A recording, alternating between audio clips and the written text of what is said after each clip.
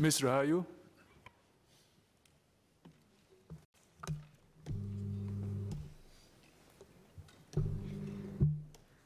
Deputy Speaker, sir, I serve in Bukit Batok East, which is an old estate. Many residents have lived there for 20 to 30 years, some with other family members living within the area. Bukit Batok East is their kampong, and most do not want to move out of the area. I meet many elderly residents regularly at events, house visits, and my Meet the People sessions, MPS. Today, I would like to touch on 3 areas which have been raised as concerns by some of my elderly residents and my observations of the efforts in place to help the elderly. 1, financial sustenance.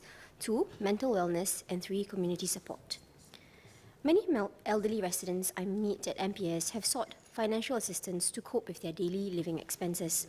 I believe my experience is no different from that of other MPs.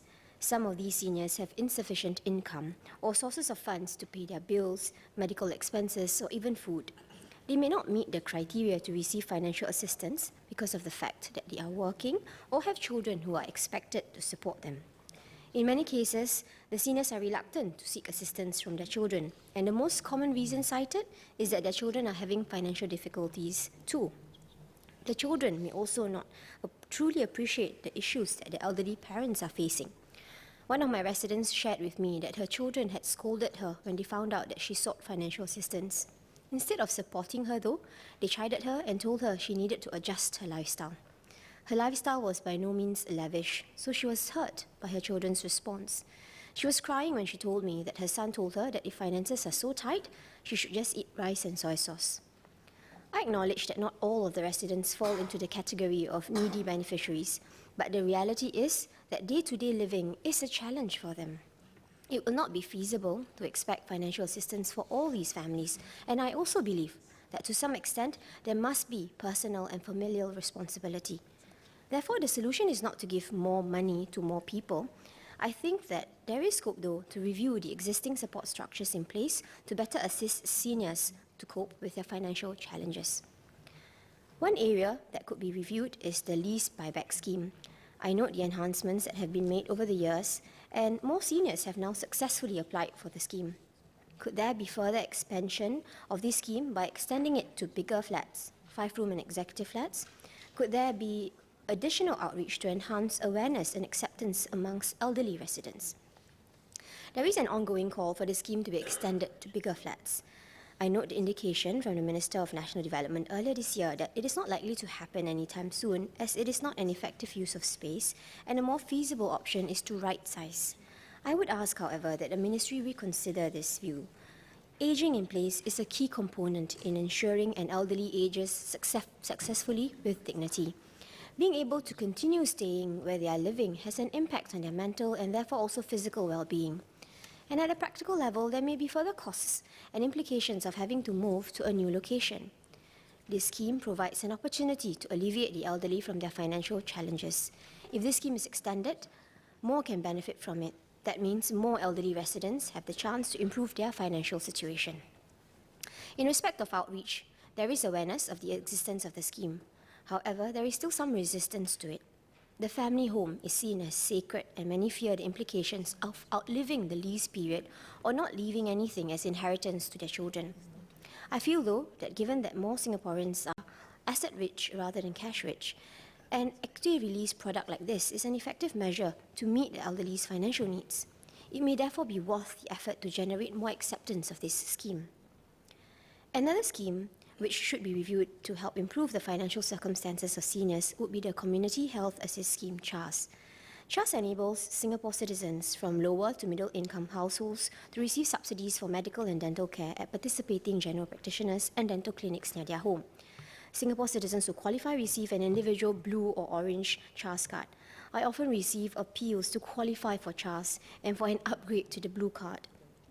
Typical issues that arise include the fact that an adult child is using the home address but not living there, or living in the same address but is not contributing to the household expense. The elderly feel that they are unfairly assessed and deprived of the much sought-after CHAS card.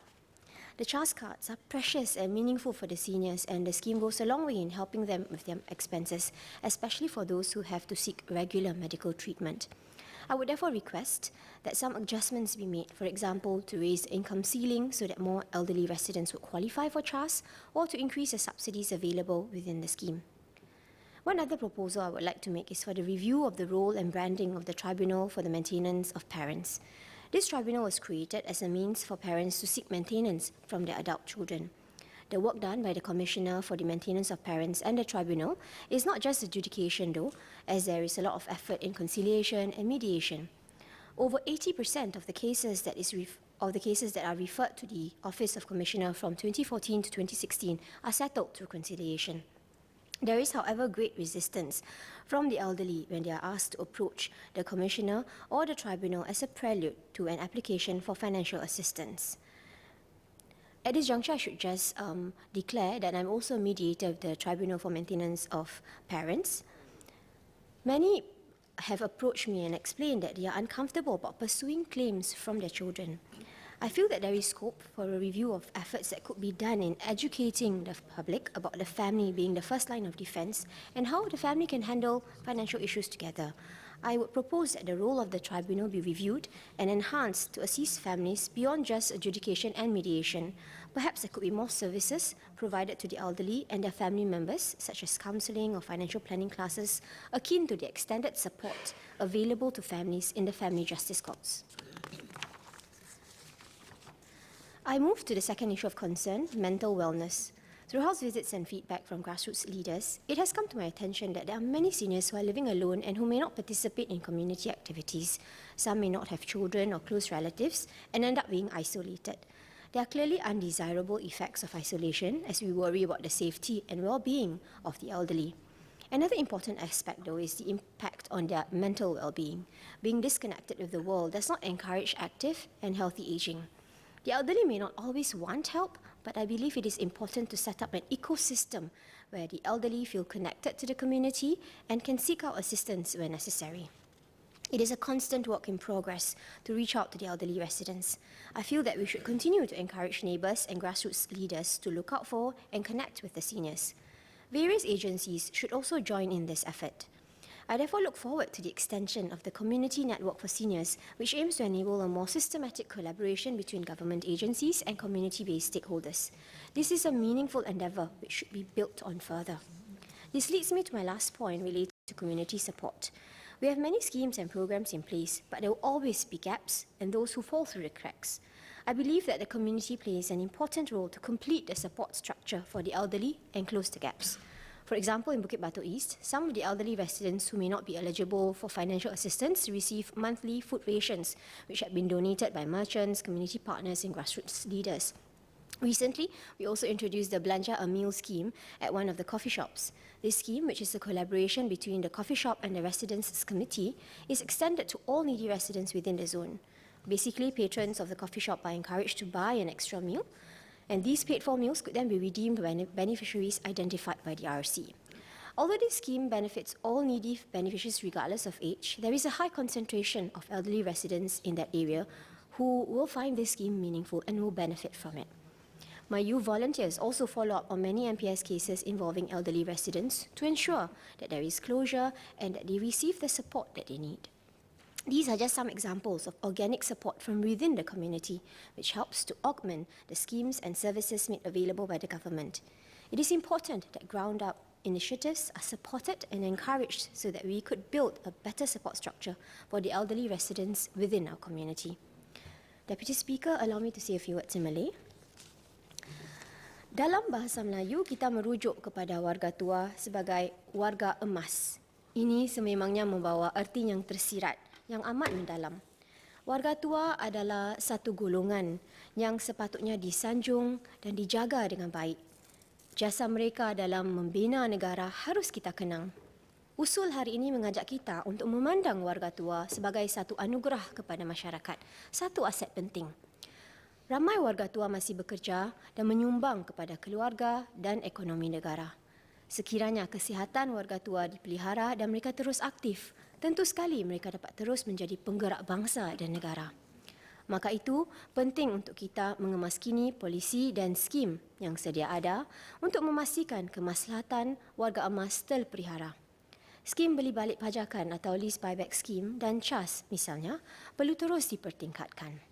Selain daripada itu, penting juga untuk masyarakat umum terus memainkan peranan dan melengkapkan sokongan untuk warga tua. Saya yakin dengan usaha sama pemerintah, keluarga dan masyarakat, satu jaringan sokongan yang menyeluruh dapat diwujudkan. Deputy Speaker, I'll conclude in English. We need to take care of the elderly because it is the right thing to do. But we should also remember that we will all grow old one day. We will all be that statistic, that group that would tap on government funds, that would add to healthcare costs, that would need to be cared for. It is therefore in our interests to invest and build an ecosystem that would allow for seniors to age well and with dignity. Deputy Speaker, I support this motion. Minister Gunn.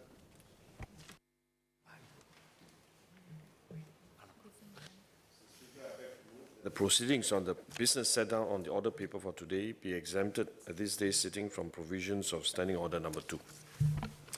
The question is the motion moved by the Minister. As many as are of that opinion, say aye. To the contrary, say no. I think the ayes have it. The ayes have it.